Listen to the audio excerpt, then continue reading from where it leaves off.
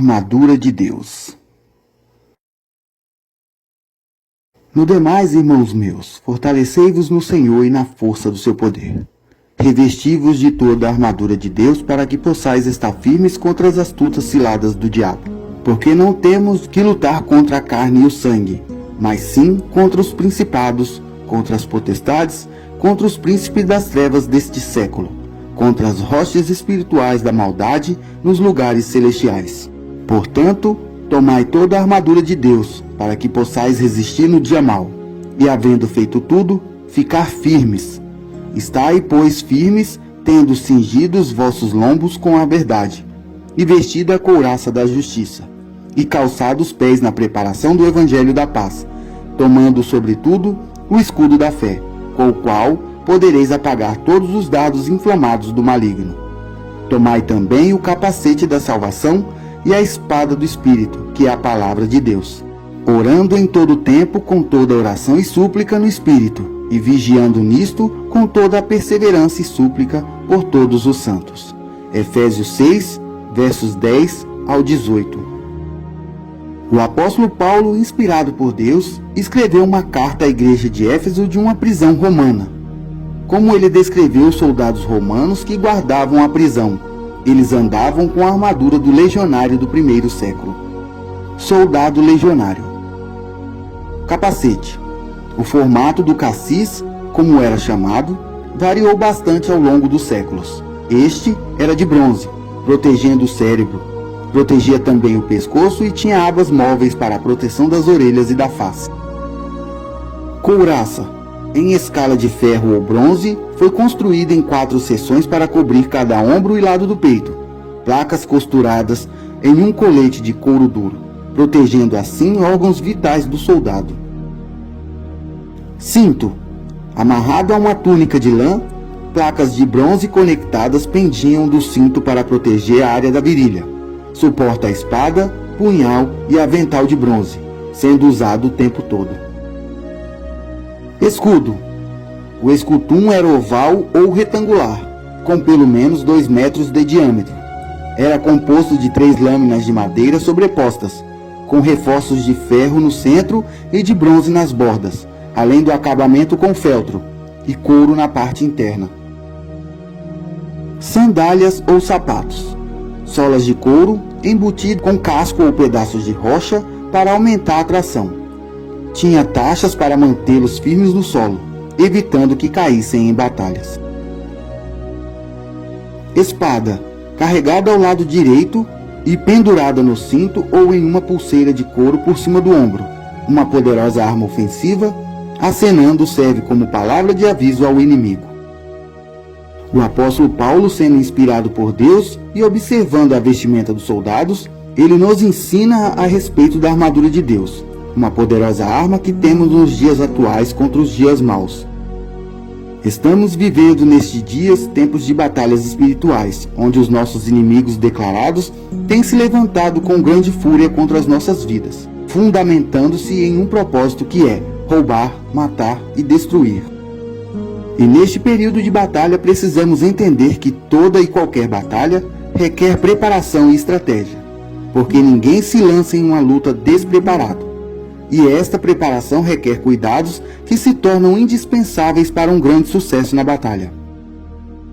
O apóstolo Paulo inicia o verso 10 nos dizendo: No demais, irmãos meus, fortalecei-vos no Senhor e na força do seu poder. Fortalecei-vos, fortaleza, tornar-se forte, ser fortalecido. E isso nos implica em 3 coisas importantes. Primeiro, precisamos abrir-nos para o comando de Jesus e entender que com as nossas próprias forças não há condição de vitória. Em João capítulo 15, verso 5 diz: Eu sou a videira verdadeira, vós sois os ramos. Se alguém permanece em mim e eu nele, esse dá muito fruto. Sem mim, nada podeis fazer. E em Filipenses 4,13, posso todas as coisas naquele que me fortalece. Segundo, a igreja precisa estar em prontidão para a batalha, pois ninguém poderá entrar em uma guerra enfraquecido. Em 1 Coríntios 16,13 diz: Vigiai, estais firmes na fé, Portai-vos varonilmente, fortalecei-vos.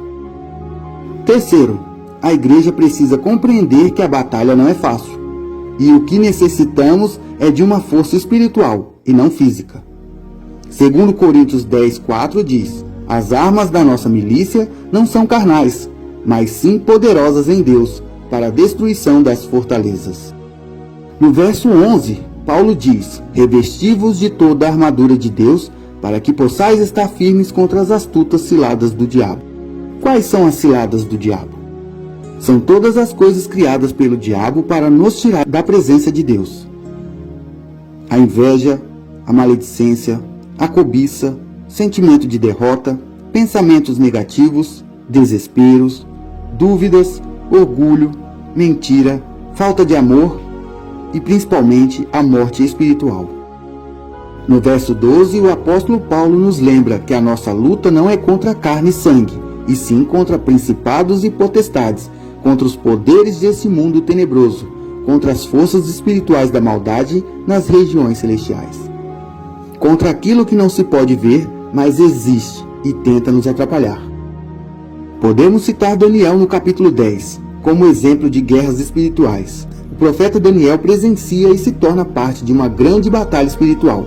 Nesta luta, Daniel precisou estar em jejum e oração, enquanto os anjos de Deus lutavam contra os demônios.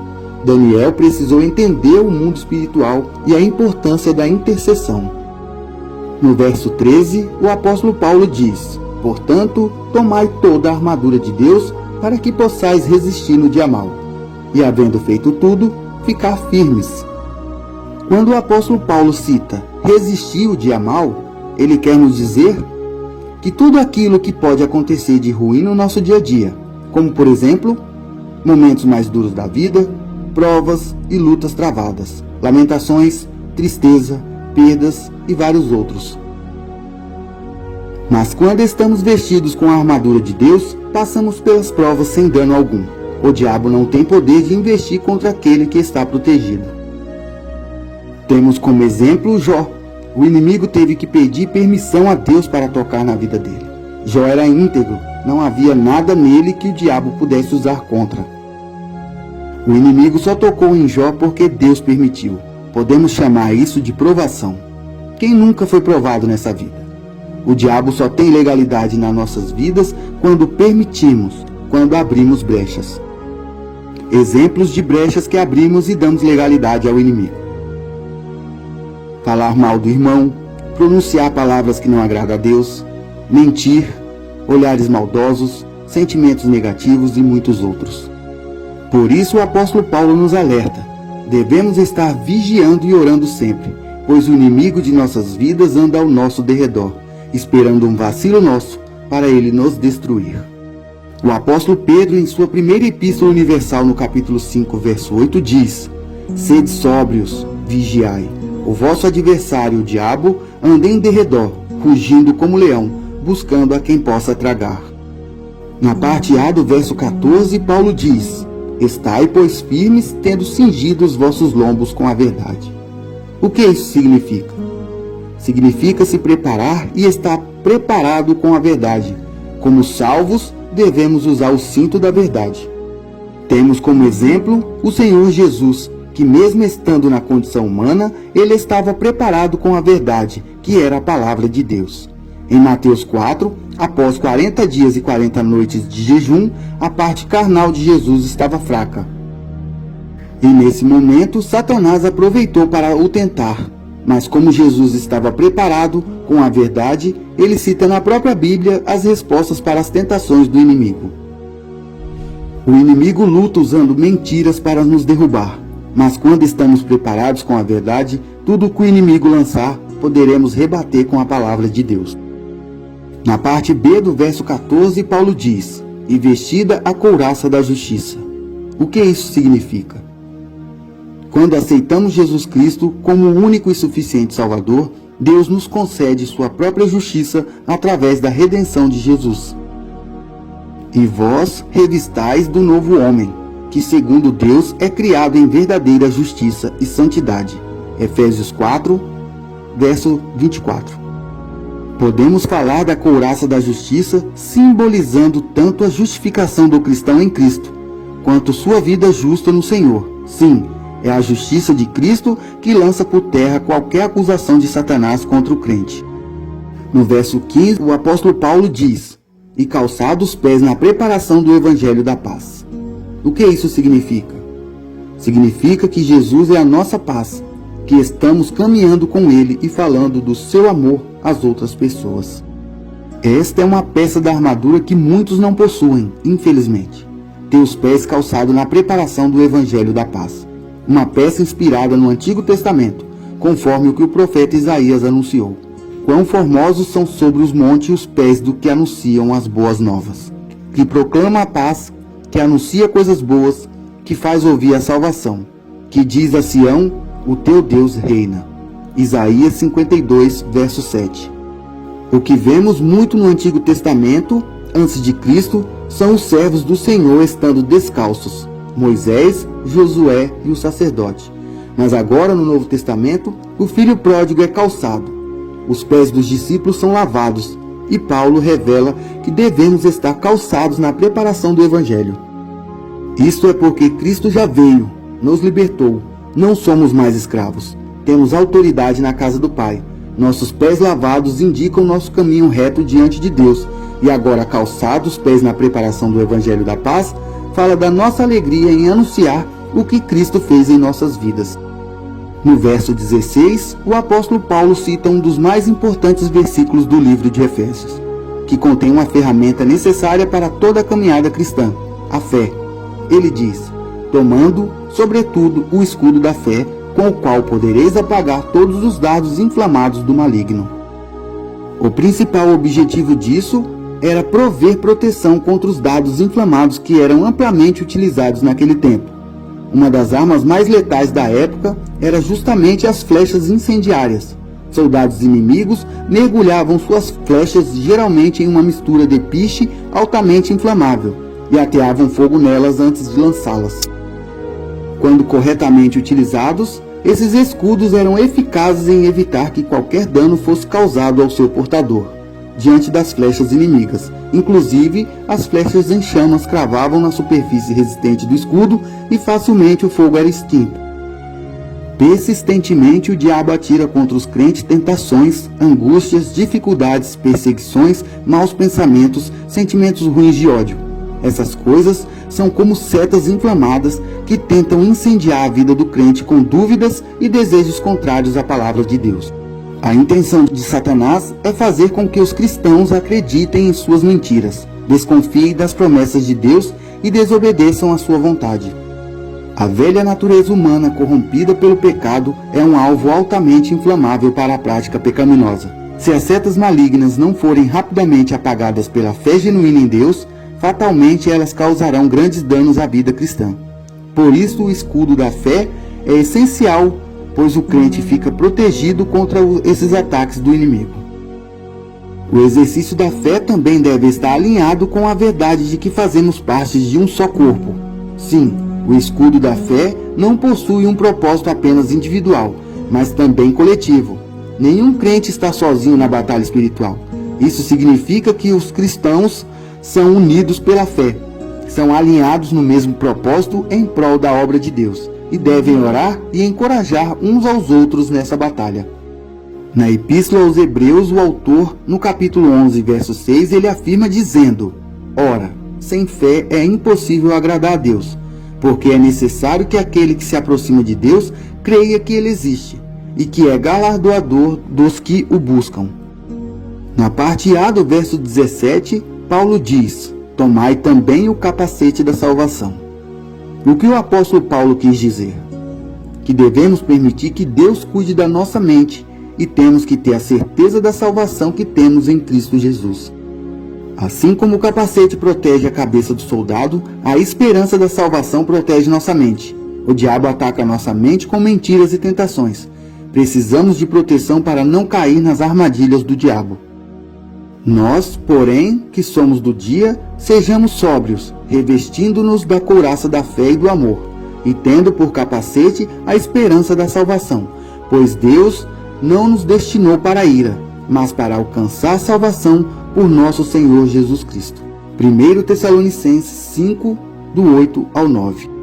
Entender o que significa a salvação e crer nessa verdade nos ajuda a rejeitar as mentiras do diabo como: você não tem solução. Ninguém está fora do alcance de Deus. Jesus salva de todos os pecados.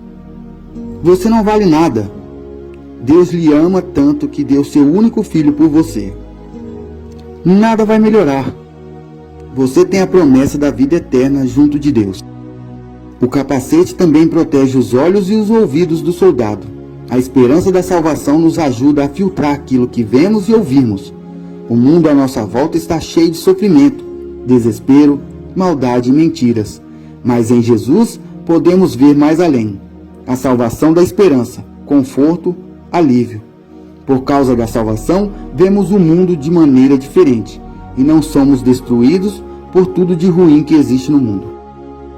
Na parte B do verso 17, Paulo completa o versículo dizendo: e a espada do Espírito, que é a palavra de Deus. Nossa espada é diferente. Quanto mais usamos a espada da palavra de Deus, mais afiada e eficaz ela se torna. A espada do Espírito é sem dúvida a arma mais poderosa que existe, pois a palavra de Deus é viva e eficaz.